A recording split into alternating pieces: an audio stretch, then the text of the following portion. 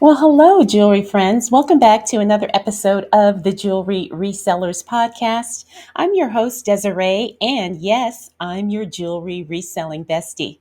Today, we're going to talk about gemstones as it relates to jewelry. We're going to talk about some of the most common gemstones, also known as crystals, also known as semi precious stones, that you're going to find as it relates to jewelry.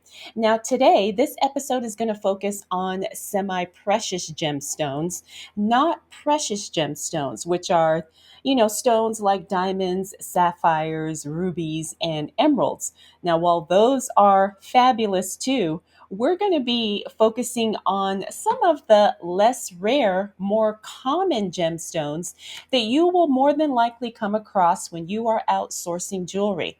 Now, you will find some of these semi precious stones in uh, higher end costume or even some vintage jewelry pieces. And you will also find a lot of these semi precious stones in handmade or upcycled jewelry. So, what I'm going to do today is I am going to share with you, like I said, some of the most common semi precious gemstones that you probably may have an idea or maybe a little bit of knowledge about. But if you don't, this is going to be a very basic beginner's guide. And I'm also going to show you some of these jewelry pieces from my own personal inventory and my own personal collection. So that way you can learn to recognize these stones while you are out or when you see them. All right, so before we get into that, I like to always remind you to head on over to our website, which is jewelryresellerspodcast.com, because when you're there, you will see that I've got all kinds of information for you, especially if you are a beginner jewelry reseller. But I've also got some things there that are very helpful no matter where you are on your jewelry reselling, or in some cases, just your jewelry selling journey.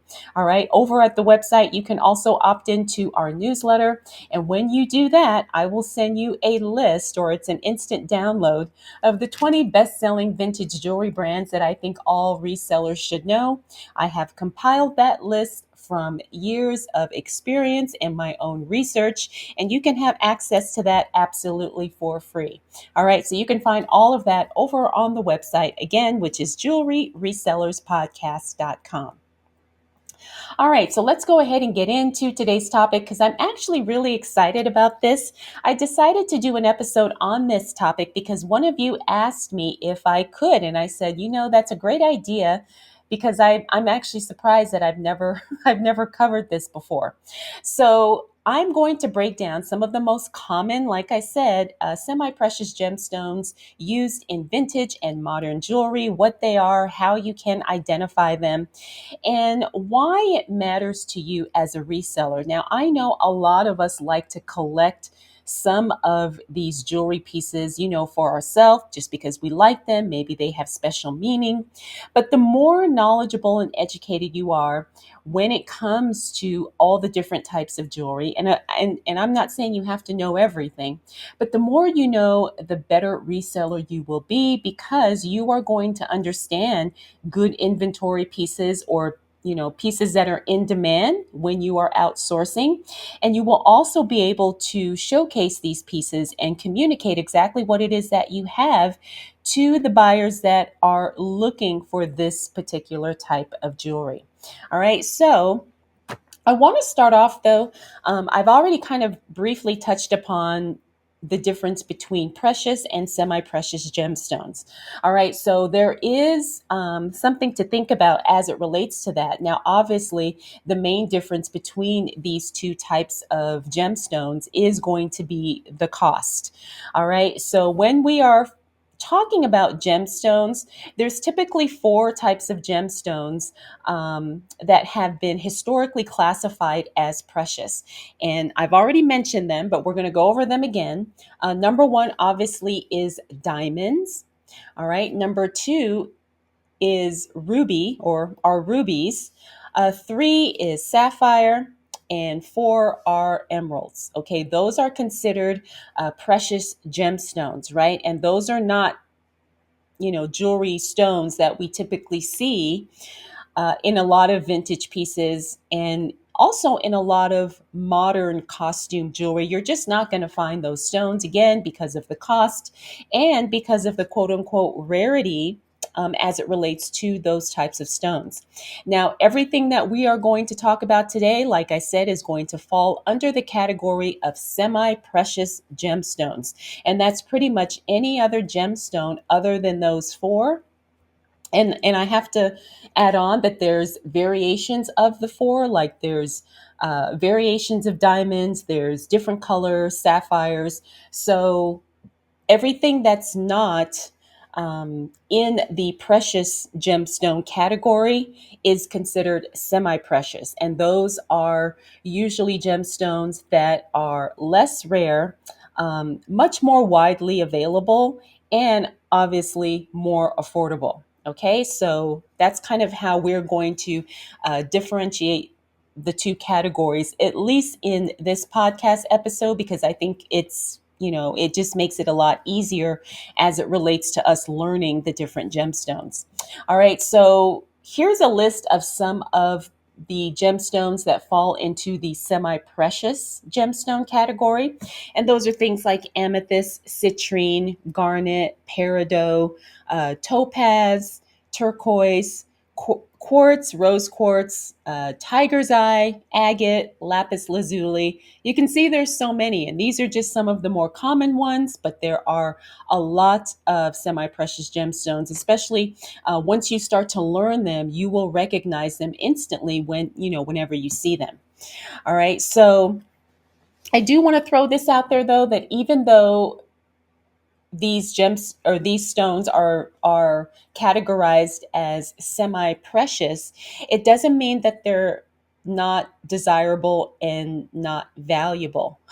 Okay, some semi-precious gemstones can actually be rarer or more desirable than some of the precious gemstone counterparts, even in diamonds in some instances. All right, so um, this is just so fun because I really love the naturalness of semi-precious stones. There's something really earthy and grounding about it, and I just really, I just really like it. So I'm really interested in this stuff.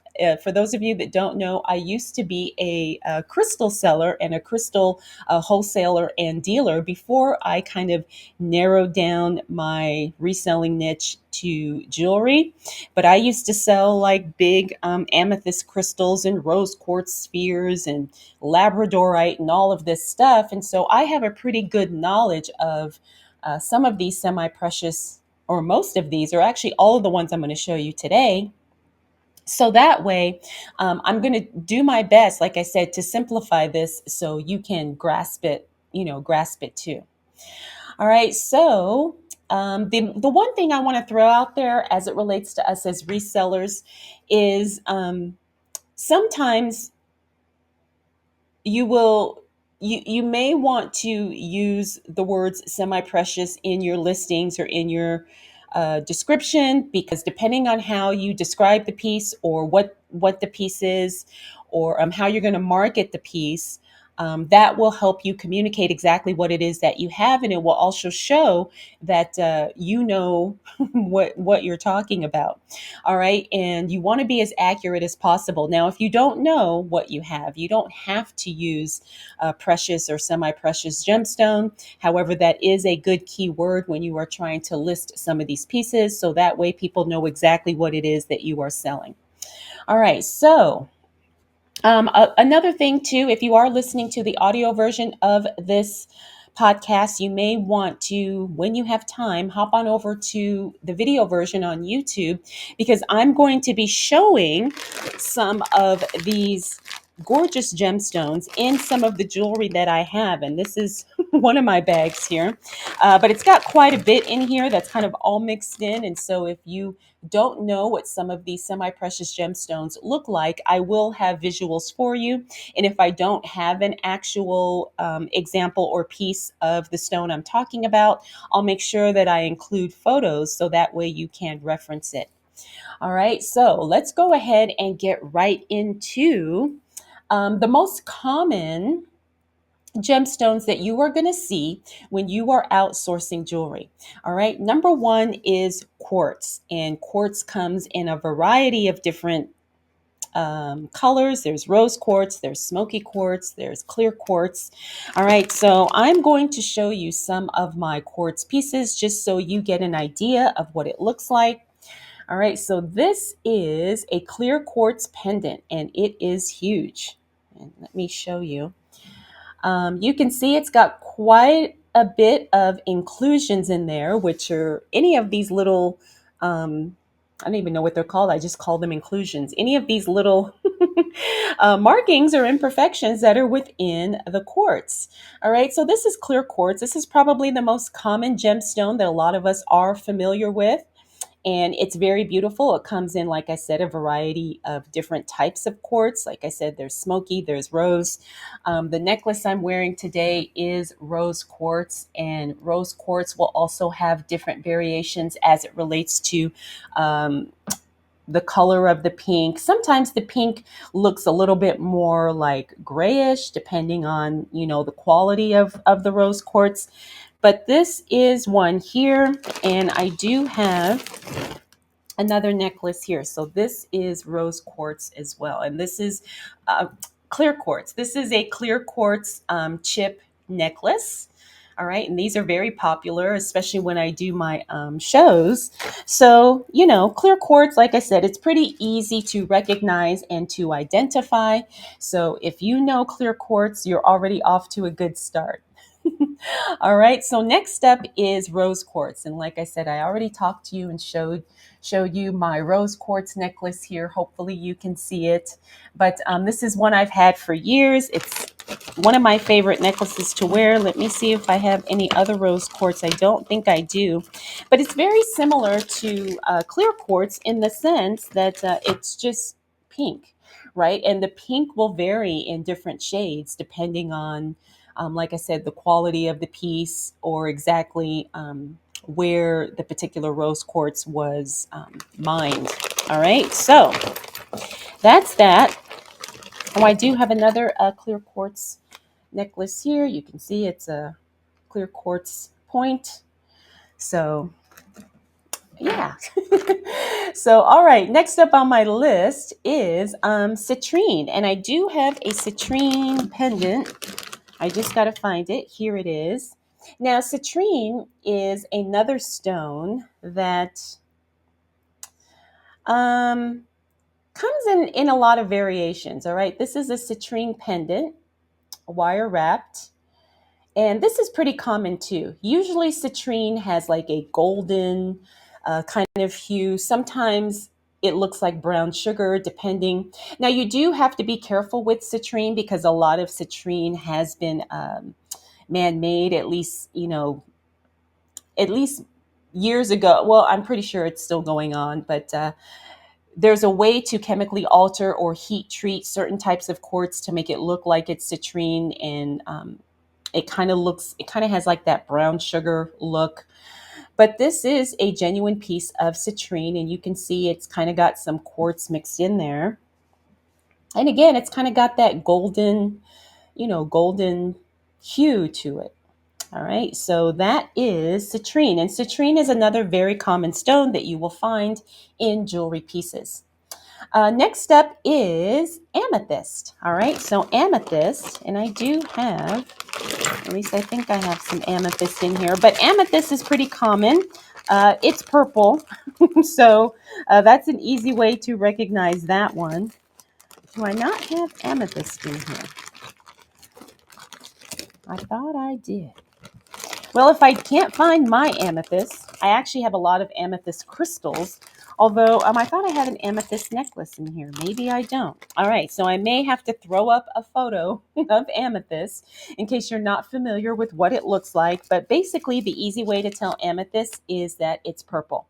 All right, now I have seen people try to sell glass purple beads as amethyst, and it's very easy to recognize because glass amethyst beads, the colors are usually very uniform. All of the beads look almost exactly alike. And in nature, that's really not how things happen. All right. So as it relates to amethyst, you will know when when you see it, because basically the telltale sign is that it's purple. All right. And I do apologize. Like I said, I thought I had an amethyst necklace in my stash, but I guess I don't. All right. So let's go ahead and keep it moving. Now, the other stone that you're going to see a lot is agate. All right. And I do have some agate pieces. Now, agate is very beautiful. All right. So let me show you this. Okay. So this is what's called banded agate. And you can see some of the bands in there. All right. And this is a pendant made in Mexico. And agate is very, very, very, very pretty and very, very fun. All right, so I do have some more agate. This is another agate piece. All right, so anytime, usually when you see those stripes or those bands or those striations, that is agate. And agate comes in a lot of different colors and varieties. There's moss agate. Um, there's another type of agate that I was researching. There's banded agate. There's even some dyed agate, which you have to be careful with. It's still very pretty, but the colors are just not colors you're going to find in nature. Sometimes they're hot pink, they're neon purple, really bright blue. If you see those types of agate, just know that probably those are dyed pieces, which there's nothing wrong with that. You just want to make sure you disclose that it is dyed. I do have another citrine pendant that I found here. So that's what that looks like. I just happened to find it. All right, so we just left off on agate. Oh, next up is lapis lazuli. And this is one of my favorites. Now, a lot of people confuse lapis with sodalite because they're both blue. But the way to tell the difference is that lapis has little specks of gold in it. All right, so let me see if I can show you this.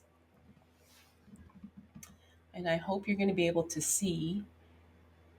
It has some flecks of gold, which sodalite does not have. And you can see it really well on this bead here. All right, and those little flecks of gold in lapis lazuli are actually pyrite. All right, so that's how you can tell lapis. It's a very richly blue stone, but you're going to see little flecks and specks of gold, and that is lapis lazuli. All right, lapis is very beautiful. It's very much in demand. A lot of people love it. So when you see it, pick it up. All right, so next up, I do want to talk about some of the pieces I have here. Tiger's eye.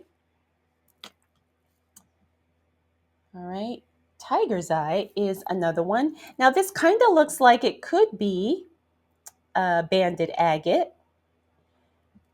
And this is a tiger's eye necklace with tiger's eye chips. And tiger's eye is easily recognizable as well. Once you see it, you start to notice it. It's got a lot of brown and caramel. Sometimes it's even got some gold in there, some black. So tiger's eye is very popular, like I said, and a lot of people like it. So I've had people ask me specifically for tiger's eye pieces. This is another tiger's eye chip necklace. All right, so whenever you see that, pick it up too, because people love it. The other thing I want to share with you is aventurine, which is green. All right, aventurine is one of the stones of wealth and abundance, if you are into that. But aventurine is very, very pretty. Some people confuse aventurine with jade, and jade is obviously a little bit more expensive. And some people will try to pass off aventurine as jade. But sometimes aventurine will look almost kind of like bluish green. At least that's been my experience. And jade, it's definitely a distinct hue of green, but aventurine has green with a little bit of bluish in it. So this is one piece of aventurine that I have. I don't think I have any other ones. Yeah, I don't think I have any other ones. Oh, I do have another piece of agate. All right, so this is another agate. Like I said, if you're listening to the audio version, you may want to watch the video version so you can see some of the stuff that I'm showing. Because I think the visuals really help you to learn and to retain, retain the information. All right, so next up, what else do I have? Oh, hematite. Hematite. That's another common stone that you're going to see. Now, the nice thing about hematite is that it is magnetic, and it kind of looks like this gunmetal color. And again, very, very popular. Although it's not really in demand and it's not really that expensive. Like, hematite is probably on the lower end, I think, because there's just so much of it. It's not really considered rare because you can kind of find it everywhere. But a lot of jewelry makers do use it. Oh, you know what? I found my piece of amethyst. All right, so this is an amethyst moon crystal that is wire wrapped. And you can see the purple, at least I hope you can. But very beautiful.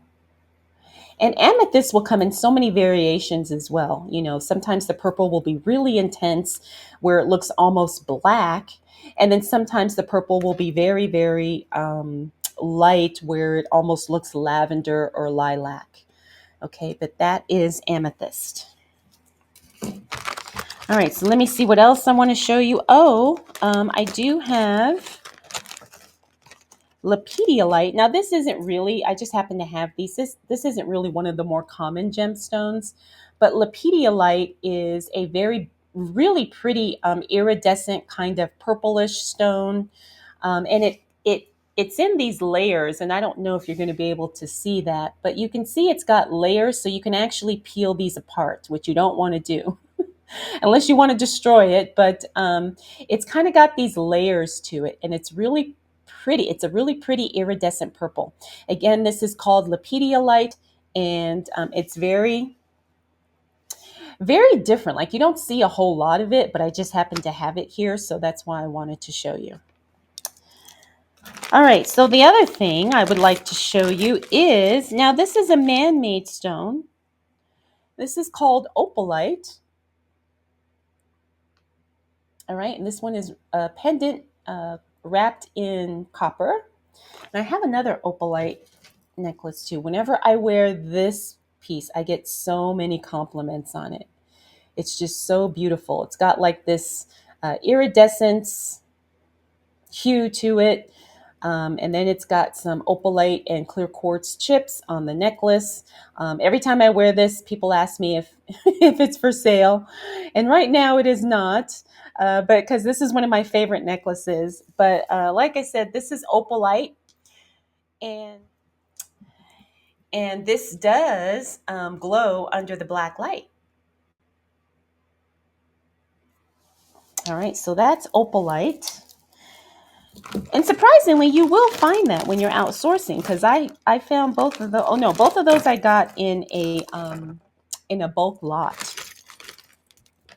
All right, so let me see what else I've got. Another tiger's eye ring here. And I'm also wearing my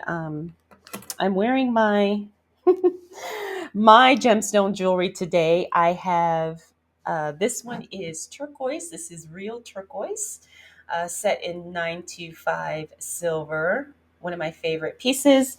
And then there is also moonstone, which is this one here, which kind of is similar to opalite, but this moonstone, it's kind of like a mixture between clear quartz and opalite. So this one is moonstone, and then this one here is Larimar. Larimar. All right, so I love like blue gemstones. That's why I really like lapis lazuli. I love turquoise. I love larimar. Like I just love them. Um, I just I just love them.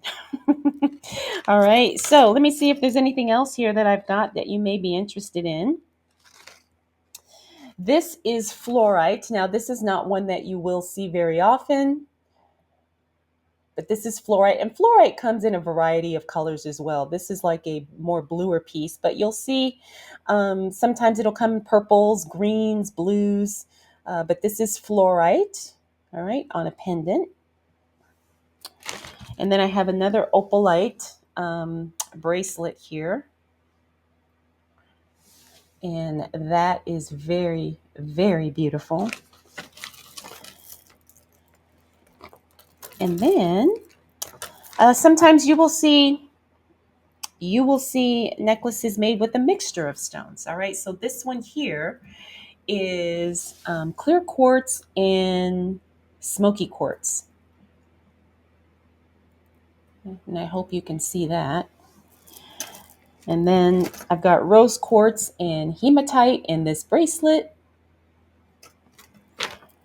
And then we've also got a mixture of stones here. This one looks like it's got hematite, citrine, aventurine, clear quartz, and that orange. I'm pretty sure that could be carnelian. That orangey red bead there. All right, so once you start to recognize a few of these stones, it'll help you learn other stones. Oh, here's a amethyst ring that I've got. Look at how beautiful. And I'm hoping you can see the back of this piece. Maybe you can't. But that is amethyst. All right, so these are some of the more common gemstones that you're going to see. Let me make sure I don't have anything else that you may want to look at. I've got another clear quartz point here. Now, the thing about selling semi-precious stones is like a lot of people believe that these types of stones and crystals do have healing properties, right? Because of the natural earth connection as it relates to some of these stones. All right, so that could be something you might want to consider adding into your description as well. These are some more agate pendants here that I have. Oops. And those are very popular. I always have no problem selling those. And I do want to share this. This might be the last one I think that I haven't shown you. But this is called druzy. Now, I don't know if the camera's picking it up, but it looks like it's kind of got like sugar. It looks like sugar in this part here. And that is called druzy quartz. And it just looks like someone sprinkled some sugar on it. And you'll see it, you'll find it in a lot of different colors. You'll find some druzy when you look at geodes.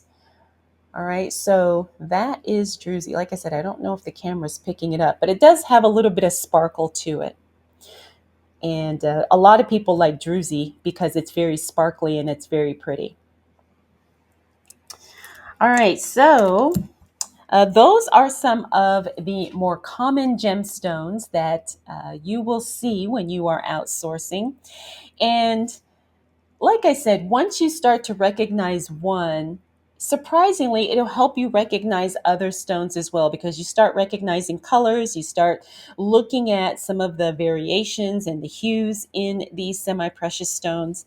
All right, so have fun with this because these stones are so beautiful and a lot of people surprisingly don't know stones, right? So that will give you a little bit of an edge when you are outsourcing and maybe trying to negotiate price on something. I mean, some people know, and then some people really don't, or they just think it's all colored glass, right? And sometimes it is. So make sure that you take the time to examine and learn the stones so you don't get glass, colored glass, because I've heard that happening too, where sometimes people will think they have all this quartz or whatever, and it turns out to be nothing more than colored glass. All right. So usually the way that I can tell is like if it's glass, sometimes it looks too perfect and the colors are too uniform, and it's too, like I said, it's just too perfect. All right. Now, that may not be the case all the time, but from my experience, that's kind of how I tell when everything is perfectly symmetrical. The colors are perfect. There's no variations. There's no differences, no inclusions or anything like that. That's usually how you can recognize something, that it's glass. Not to say that it's not still pretty, but if you're looking for gemstones, make sure that you don't, you know, get taken for for a ride in some way. All right, so I want to throw out these reseller tips too as it relates to semi precious gemstones. You always want to check for dyes, treatments, or fakes, like I talked about, especially with turquoise. Lapis, I think that, like I said, a lot of people mistake sodalite for lapis. Sometimes you will see dyed stones that people will call lapis, and the ones I've seen actually look really, really bad. It almost looks like somebody dipped it in paint or something like that. So just be careful. Make sure that you do have a basic knowledge like what we're talking about today, so you can recognize some of these stones, and so you can tell a little bit if something seems off or something looks fake. You always want to use a jeweler's loupe, a magnifying glass, your phone, and really good lighting, because a lot of these stones will require you to look at them up close, right? Because there's so much to really kind of like look at and study and to recognize when you're looking at them. Now, if you really want to dive deep into this, there are tons of videos on YouTube. There's a lot of reference books, that you can buy on Amazon or wherever. And like I said, the more that you handle these stones, the easier it will get for you to recognize them. And like I said, we're literally just talking about the basic, more common ones, but there's hundreds of semi-precious gemstones out there. All right, there's like bronzite. There is chalcedony, uh, chrysocolla. Like there's so much out there that you will eventually kind of expand into once you get the basics down. All right, so let me look at my notes to make sure that I am not forgetting anything. So today we talked about, and like I said, these are the most common semi-precious gemstones you are going to run into. Quartz, and we talked about, I showed you clear quartz and rose quartz. Amethyst, talked about that. Citrine. Agate, there's different types of agate. Usually when you see those bands or those stripes, that's agate, but not all agate is banded. We talked about lapis lazuli. I showed you that. I briefly mentioned carnelian, but it's that reddish, sometimes brown, sometimes it's like a brick red colored stone.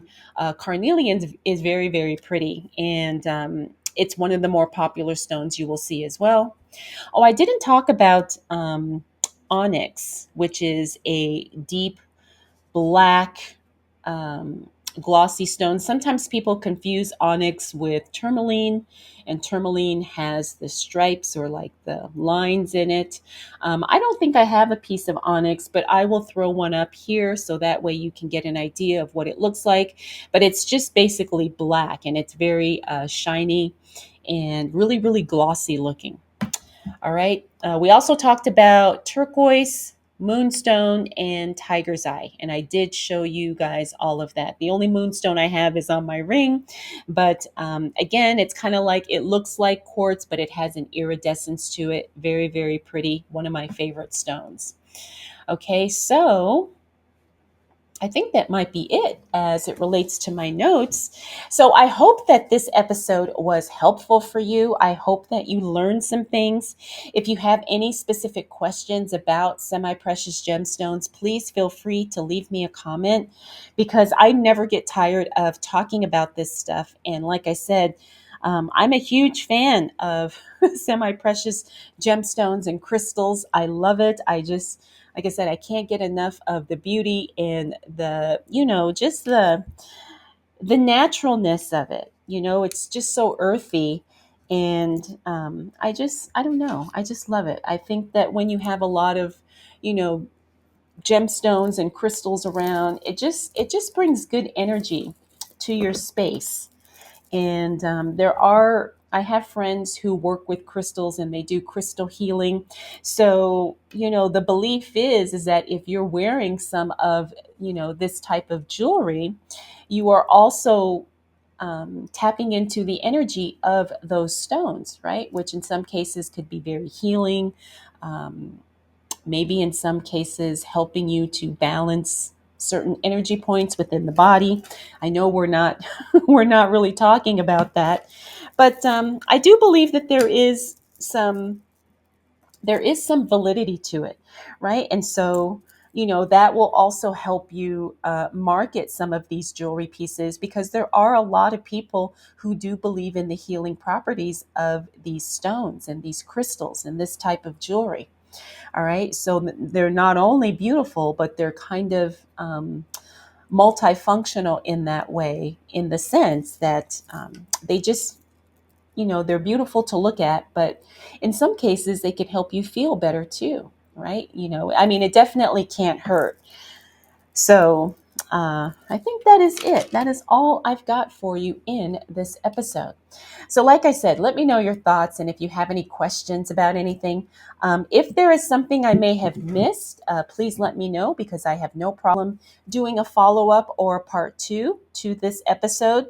But I think this gives you a really good foundational knowledge as it relates to semi precious stones and what you will more than likely find when you're outsourcing or maybe when you see some of these pieces, or some of these stones in vintage and modern jewelry pieces. All right, so I think that's it.